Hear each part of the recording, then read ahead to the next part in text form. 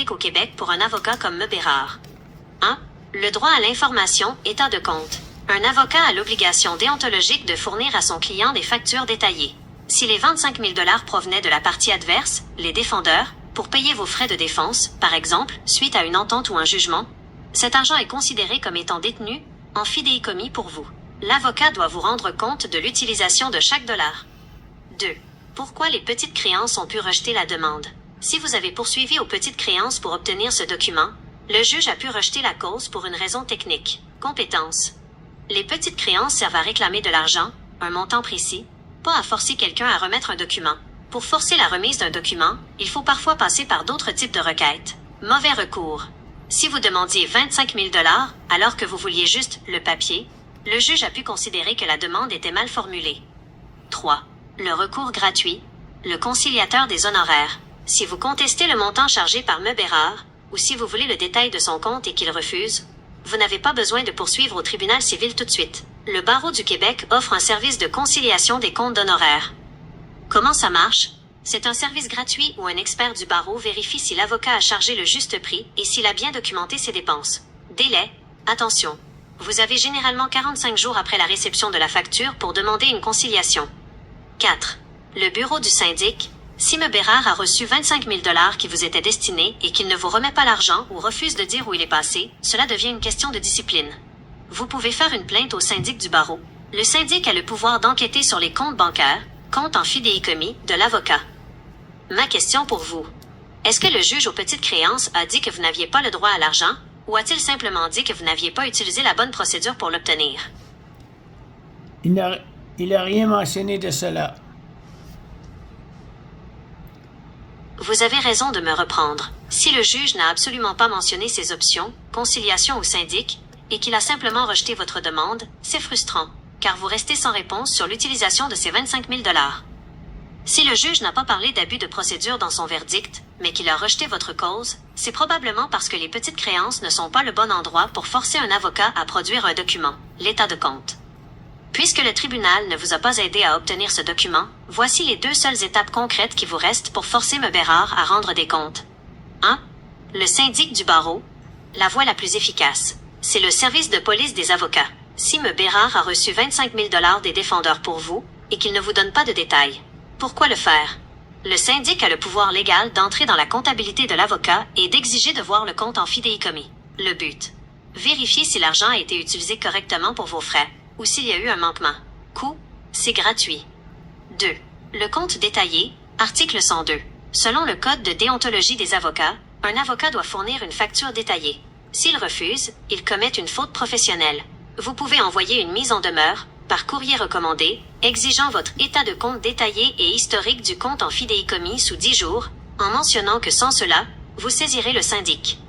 Une question pour bien vous guider. Avez-vous en votre possession une preuve écrite, un document de la Cour ou une entente signée, qui prouve que les défendeurs ont versé ces 25 000 $ à M. Bérard? Si vous avez cette preuve, le syndic agira beaucoup plus vite. Je n'ai pas cette preuve, car le syndic ont remis 25 000 à mon avocat. C'est le défi majeur dans ce genre de dossier. Sans preuve écrite, c'est votre parole contre celle de l'avocat, et le tribunal favorise généralement celui qui apporte des documents. Cependant, ne pas avoir assez de preuves ne signifie pas que vous n'avez aucun recours. Il existe des moyens d'aller chercher ces preuves-là où elles se trouvent. Voici ce que vous pouvez faire pour obtenir les preuves qui vous manquent. 1. Remonter à la source, les défendeurs. Si M. Bérard a reçu 25 000 $ de la part des défendeurs, il existe forcément une trace de cette transaction chez eux. Le chèque ou le virement. Les défendeurs ou leur propre avocat ont une preuve de paiement, l'entente de règlement. Si l'argent a été versé, il y a presque toujours une quittance ou une entente de règlement signée. Vous avez le droit d'en demander une copie au défendeur, car vous étiez partie au litige. 2. Utilisez le pouvoir d'enquête du syndic. Le syndic du barreau est justement là pour les situations où le client n'a pas les preuves. Contrairement à vous, le syndic a le droit de forcer M. Bérard à ouvrir ses livres comptables. Le syndic peut voir exactement quelle somme est entrée dans son compte en fidéicommis et quelle somme en est sortie. Si le 25 000 $ existe, le syndic le trouvera. 3. Demandez votre dossier complet. Vous avez le droit de récupérer votre dossier original chez M. Bérard. Ce sont vos documents. Demandez par écrit, mise en demeure, l'intégralité de votre dossier, incluant toute correspondance avec la partie adverse concernant des paiements. Un avocat ne peut pas refuser de vous remettre votre dossier, même s'il prétend que vous lui devez de l'argent. Résumé des recours selon votre situation. Si vous voulez. Le meilleur recours est, pourquoi? Voir les chiffres, le syndic du barreau. Il a accès au compte bancaire de l'avocat. Contester le prix, conciliation des comptes. Vérifie si le travail justifie les 25 000 $. Récupérer l'argent, poursuite civile. Nécessite une preuve de faute, plus difficile sans avocat.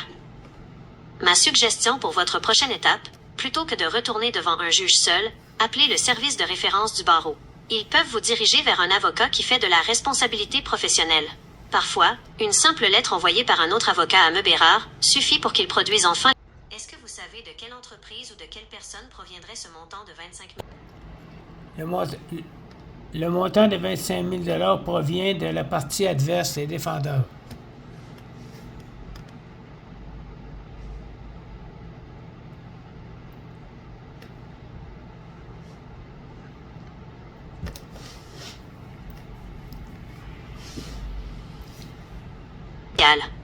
En droit québécois, si la partie adverse verse une somme d'argent à votre avocat pour régler un dossier ou payer des frais, cet argent vous appartient ou doit servir à payer vos frais selon votre entente.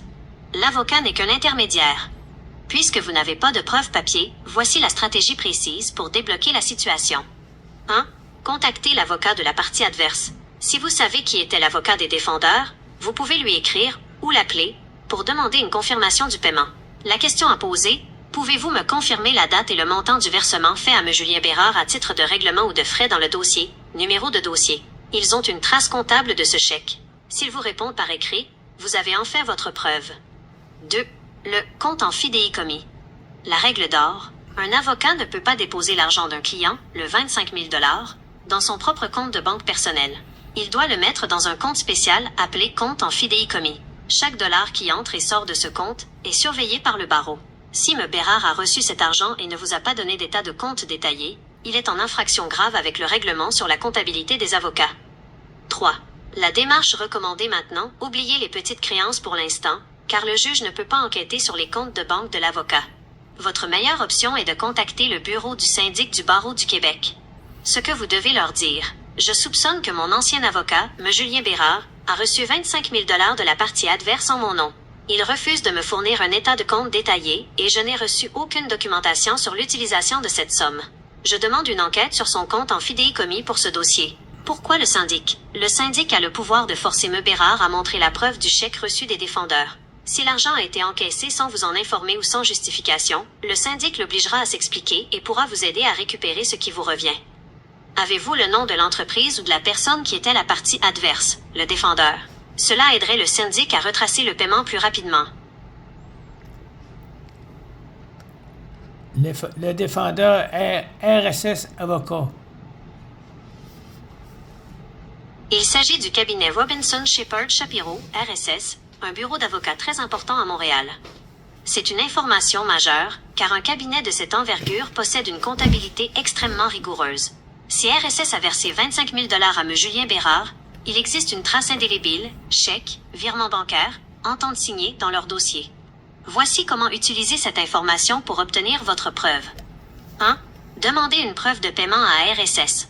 Même si RSS était votre adversaire, ils ont l'obligation de tenir des registres clairs. Vous pouvez tenter de contacter leur département de comptabilité ou l'avocat qui gérait le dossier chez eux. L'argument: dites-leur que vous faites une vérification de votre dossier et que vous avez besoin de confirmer la date et le montant du paiement envoyé à votre ancien procureur, M. Bérard. La preuve: s'il vous envoie une copie du chèque libellé à Julien Bérard, en fidéicommis, vous tenez votre preuve irréfutable. 2. Pourquoi c'est une preuve en or pour le syndic? Si vous déposez une plainte au syndic du barreau du Québec, mentionnez spécifiquement: l'argent, 25 000 $, a été versé par le cabinet RSS, Robinson Shepard Shapiro. Le syndic n'aura qu'à passer un appel ou envoyer une demande à RSS. Entre deux cabinets d'avocats, la transparence sur les transferts de fonds est obligatoire. RSS confirmera immédiatement s'ils ont payé et comment. 3. L'enjeu de l'abus de procédure: si vous retournez devant les tribunaux, le fait de nommer RSS comme source du paiement change tout. Ce n'est plus une théorie de votre part, c'est un fait vérifiable. Le juge ne pourra plus dire que vous manquez de preuves si vous demandez une assignation à produire, subpoena dustecum, pour que RSS vienne montrer la preuve du paiement en cours. Ma recommandation pour votre prochaine étape: Voulez-vous que je vous aide à rédiger un court courriel ou une lettre destinée au cabinet RSS pour leur demander formellement la confirmation de ce paiement? Cela pourrait être la pièce manquante pour rouvrir votre dossier ou valider votre plainte au syndic. Oui, je le veux. Demande de confirmation de paiement. Dossier. Indiquez votre nom ou le